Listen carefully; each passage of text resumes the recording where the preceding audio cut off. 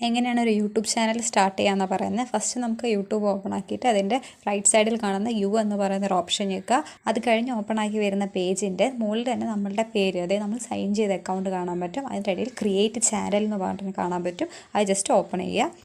അതിൽ നമ്മുടെ ചാനലിൻ്റെ നെയിം കൊടുക്കുക, അതുപോലെ തന്നെ പിക്ചർ കൊടുക്കുക. എന്നിട്ട് അതിൻ്റെ അടിയിൽ കാണുന്ന ക്രിയേറ്റ് ചാനൽ എന്ന ഓപ്ഷൻ ഞെക്കുക. ഇപ്പോൾ നിങ്ങൾക്ക് പുതിയൊരു പേജ് ഓപ്പൺ ചെയ്ത് വരും. അതിൻ്റെ അടിയിൽ കാണുന്ന യു എന്ന ഓപ്ഷൻ വീണ്ടും ഞെക്കുക.